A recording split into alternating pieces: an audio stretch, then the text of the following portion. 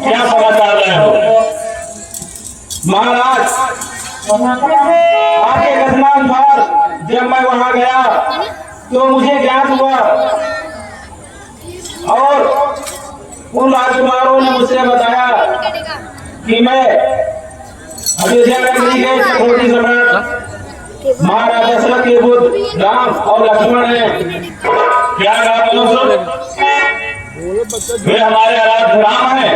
जी महाराज, मैं उन्हें लेकर आया हूँ, आपसे मिलना चाहते हैं। अरे जय श्री राम।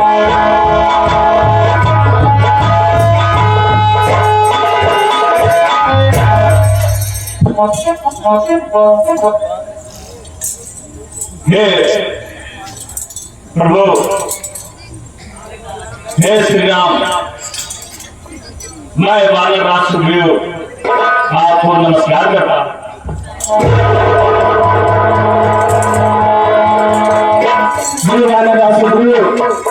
मैं चक्रवर्ती सम्राट महाराज दशरथ का पुत्र राम और लक्ष्मण आपको नमस्कार करते हैं।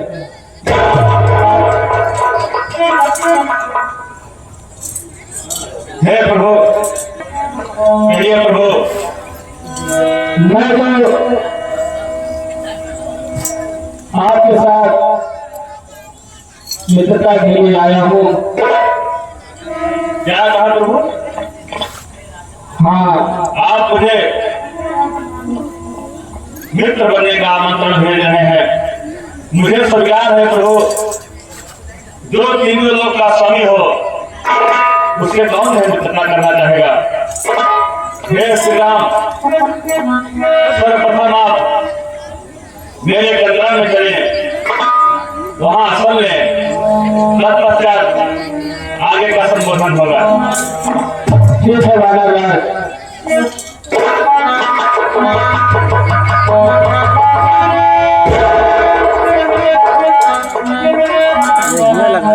ये लगाए हुए तो सीधा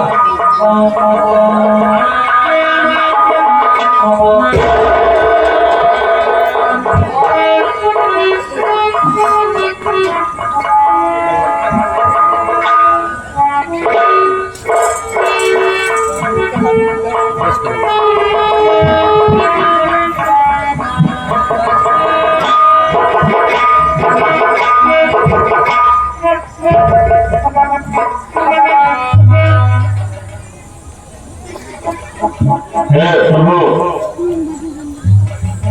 आप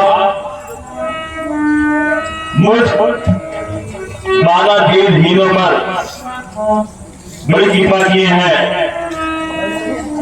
अपना मित्र बनाकर।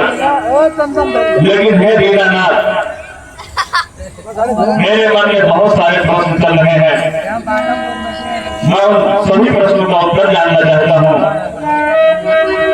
महाराज, आप पहले अपने प्रश्न का उत्तर पूछ लीजिए। प्रभु, आप दोनों प्राणी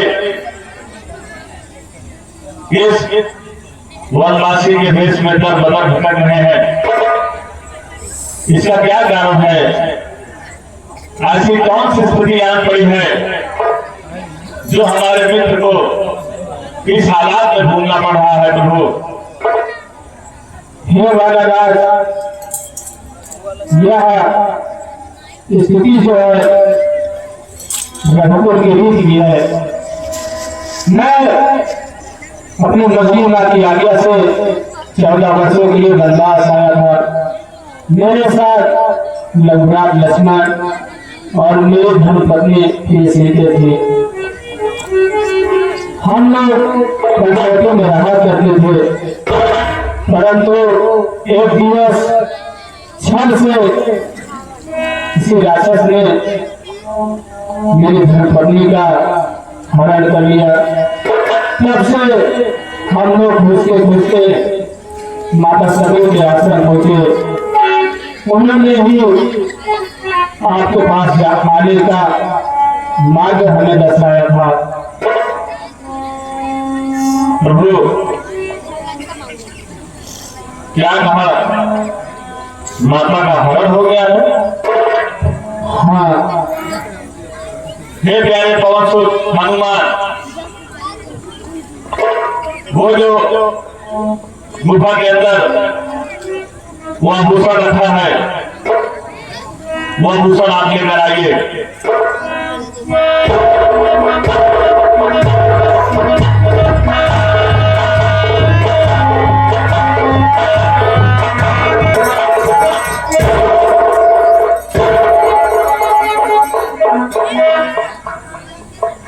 हे प्रभु, एक दिवस हम सभी वानर बाहर पहाड़ी पर बैठे हुए थे, तभी एक राक्षस एक अबला स्त्री का हरण किए हुए हवाई मार्ग से जा रहा था। हम वानरों को देखकर उस स्त्री ने ये चंद आभूषण फेंक दिए। प्रभु देखिए और इनकी पहचान करिए, कहीं ये माता सीता के तो आभूषण नहीं है।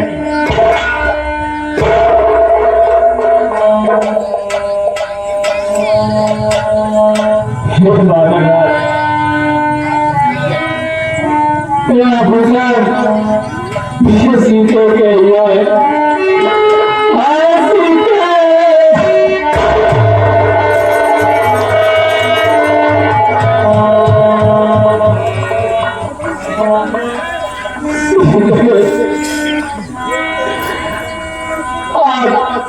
इस स्थिति में हमें नहीं पता सीखे, परंतु हम आपको जरूर ढूंढ निकालेंगे।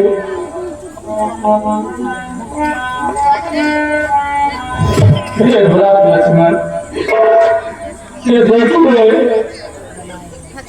प्लीज सीते के लिए भैया, मैं तो माँ के चरणों का सेवक था भैया, मैं तो माँ के चरणों का दास हूँ भैया, हमें नहीं मालूम भैया।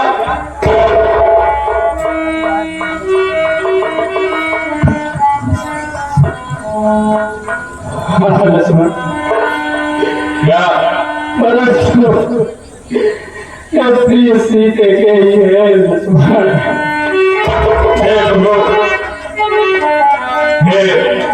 सखा आप बिल्कुल निश्चिंत रहे, हम पूरी वानर सेना जी तोड़ व्यवहार करके माता सीता का खोज कर कि जिन्होंने अपने भाभी को मां के समान रखा, और एक अभागा भाई मैं हूं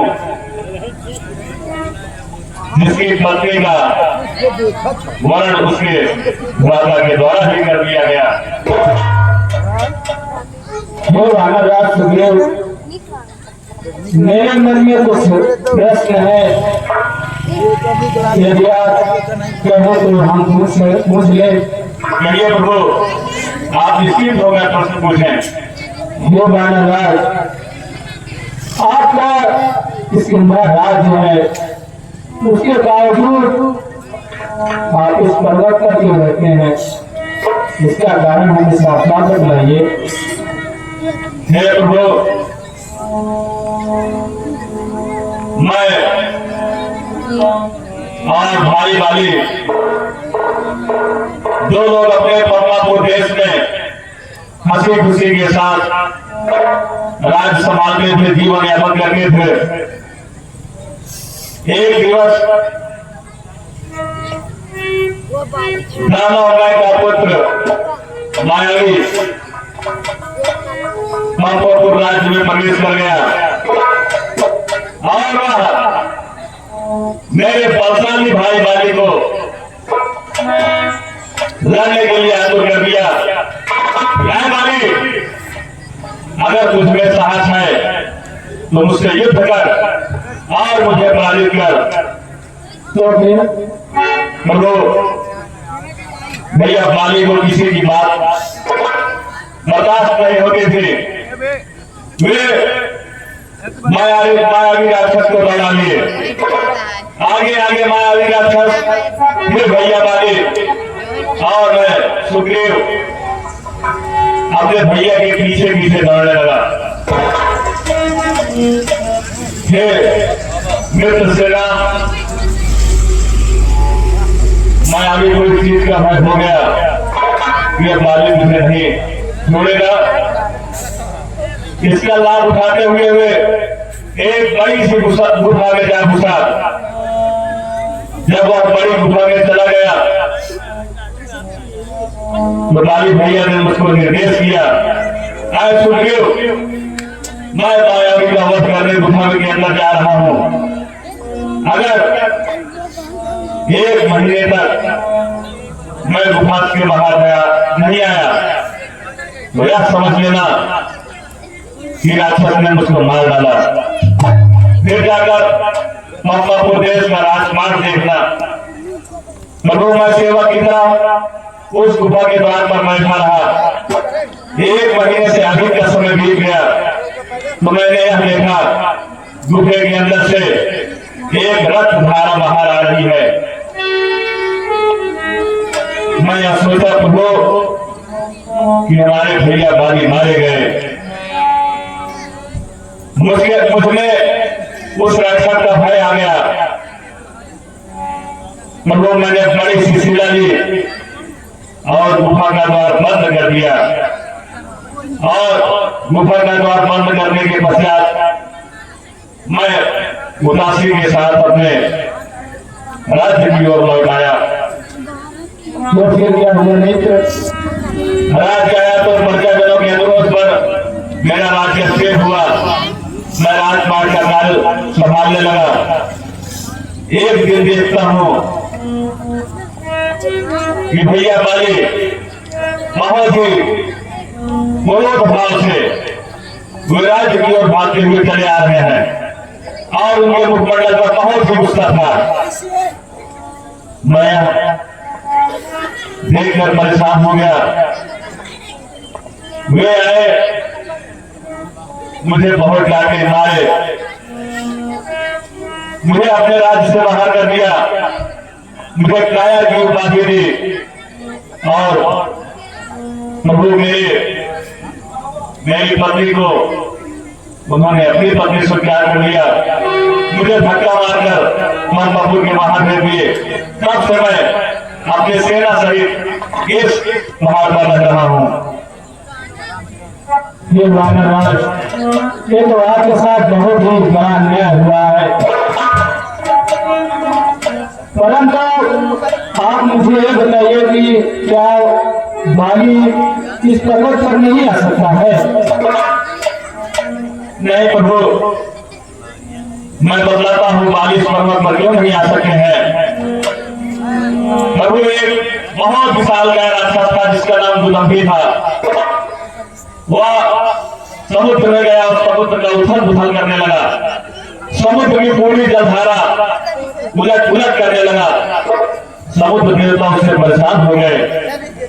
उन्होंने कहा, आए दुदंभी, तुझे अपने ताकत पर बहुत अभिमान है, तो जा मक्कापुर देश में बाली रहते हैं, बाली से युद्ध कर, तब तुझे अपनी ताकत का एहसास होगा। प्रभु वहां रात को हमारे देश मक्कापुर में पहुंचा और पूरी तरह से बाली भैया कहने लगा, यह ललकारा, है बाली, मैं तुझसे युद्ध करना चाहता हूं। तो हमारे बलशाली भैया बाली दुदंभी राक्षस से युद्ध करना स्वीकार किया और प्रभु युद्ध इतने लंबे समय तक चला। अंत में उसका परिणाम क्या निकला कि भैया बाली के द्वारा दुदंभी का आधा शरीर फाड़ कर इस तरफ और उस तरफ फेंक दिए। जब उसका आधा शरीर शायद इस पर्वत की ओर फेंके तो इस पर्वत पर ऋषि मतंग भी अपने तपस्या में विलीन थे। जब महर्षि के शरीर पर रक्त की छींटें पहुंची तो वे वहीं से श्राप दे दिए, आए मानव, आए दुष्ट प्राणी, जिसने ऐसा घोर पाप किया है, यदि वह इस पर्वत पर आता है, इस पर्वत पर उसका पैर पड़ता है तो वो जलकर भस्म हो जाएगा। बस इसी का लाभ मैं उठा रहा हूं प्रभु, इसीलिए भैया बाली यहां तक नहीं पहुंच सकते हैं। ठीक है मित्र, मित्र और मित्र का मतलब जो होता है वह एक दूसरे की सहायता प्रदान करे। इसलिए मैं आपको वचन देता हूँ कि मैं आपको आपका राज्य और आपकी पत्नी को जरूर लौटाऊंगा और बाली का वध जरूर करूंगा। अरे प्रभु, बाली का वध प्रभु वे तो अजय है, उनका वध आप कैसे करेंगे? प्रभु मैं क्षमा प्रार्थी हूं, बाली का वध करना असंभव है, मुझे नहीं मारा जा सकता है। परंतु क्यों?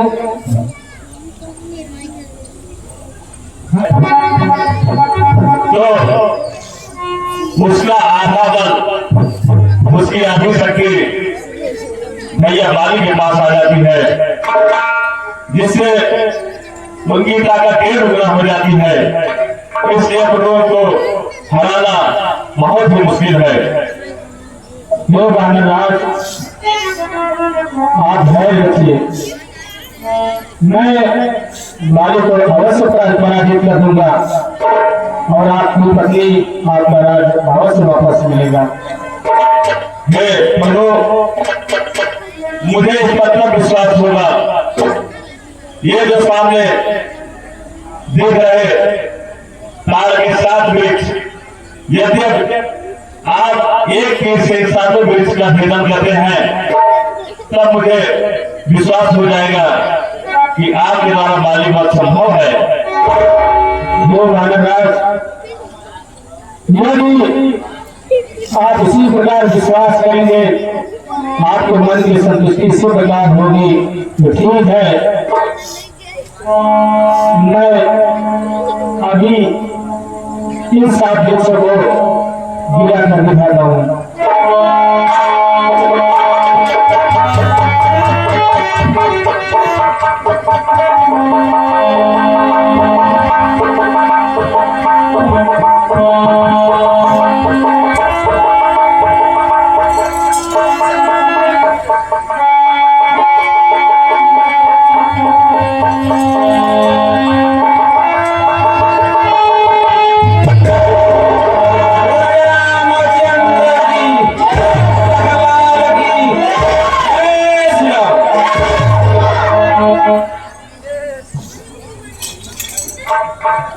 प्रभु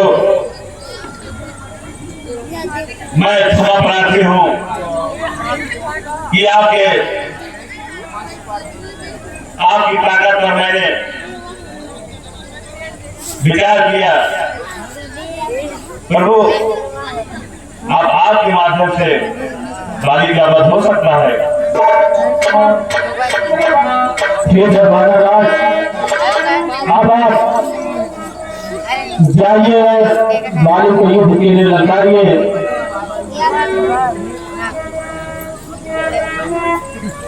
ठीक है प्रभु,